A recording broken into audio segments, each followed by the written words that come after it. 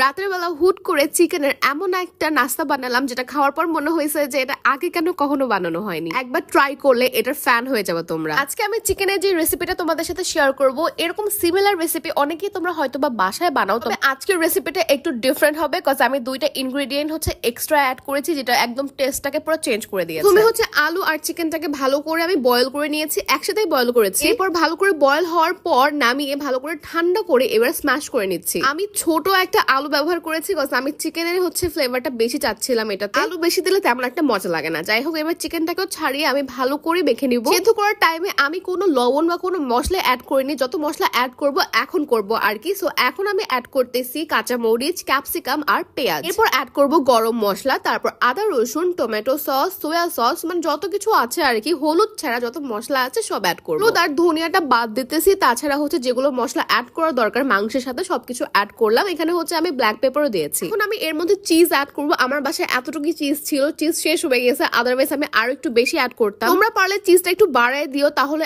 আরো বেশি মজা লাগবে খেতে। আমি চিজটা হচ্ছে হাত দিয়ে একটু ভালো করে ভেঙে ভেঙে দিচ্ছিলাম। এরপর আমি এটাতে একটু কাবাব মশলাও অ্যাড করেছি, তাই স্মেলটা অনেক সুন্দর আসে। এরপর গোল গোল করে হচ্ছে আমি ডিমের মধ্যে এগুলোকে চুবাবো। ডিমের মধ্যে দিয়ে এরপর আমি এটাকে উঠিয়ে ব্রেড ক্রাম্বসে দেব। তারপর সবগুলোকে একই রকম করে ভালোভাবে মেখে নিব। এখানে তোমরা ক্যাপসিকাম আর চিজটা মাস্ট ট্রাই করবা। এই দুইটা জিনিস অ্যাড করলে এটার টেস্ট পুরো ডিফারেন্ট হয়ে যায়। তাদের বাসায় এই দুইটা জিনিস থাকবে না, তারা অন্যভাবেও বানাতে পারো, বাট স্টিল আমি তোমাদেরকে রেকমেন্ড করবো যে অবশ্যই ক্যাপসিকাম আর চিজটা ইউজ করবা। তো এই হচ্ছে ফাইনাল লুক। এখন এগুলোকে আমি ভেজে নিব।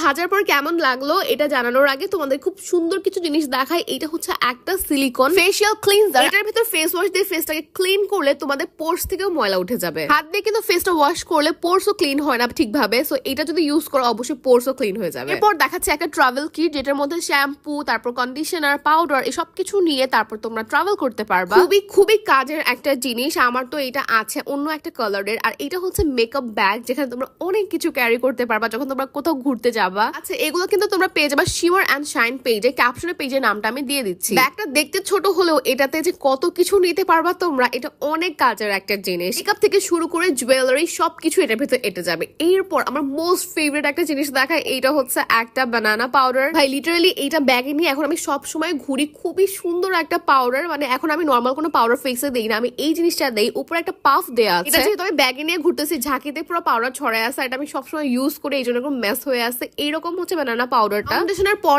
এইটা অ্যাপ্লাই করলে এত সুন্দরভাবে মেকআপ বসে, অনেক অনেক জোস। জাস্ট একবার ইউজ করে দেখো, অনেক ভালো লাগবে। এরপর আমরা সবাই এটাকে ভালো করে চিনি, মেকআপ উঠানোর সময় এটা আমাদের খুব প্রয়োজন হয়। এই জিনিসটা তোমরা পেয়ে যাবে ওদের পেজে। আচ্ছা, এখন রান্নায় ব্যাক আসা যাক। এগুলোকে এখন আমি ডিপ ফ্রাই করতেছি, যদিও ভালো করে সবকিছু সেদ্ধ করাই ছিল, বাট স্টিল মশলা যাতে স্মেলটা না আসে 6 মিনিটের মতো এটাকে উল্টে পাল্টে ভালো করে ভেজে নিব। তবে উল্টানোর সময় একটু সতর্ক থাকতে হবে, না হলে ভেঙে যাবে। এক পাশ ভালো করে না ভাজা হওয়া অবধি উল্টানো যাবে না, একদমই ভেঙে চুরমার হয়ে যাবে। আমার আগের এক্সপিরিয়েন্স থেকে বলতেছি আর কি। এখন এগুলো ভাজা শেষ, একটু ঠান্ডা হওয়ার অপেক্ষা করতেছি। এরপর তোমাদেরকে ভেঙে দেখাচ্ছি। চিজ যদি বেশি দিতে পারতাম তাহলে চিজে একটা লুক আসতো, বাট স্টিল চিজের যে একটা স্মেল, এটা এত স্ট্রংলি আসতেছিল আর এত মজা লাগতেছিল।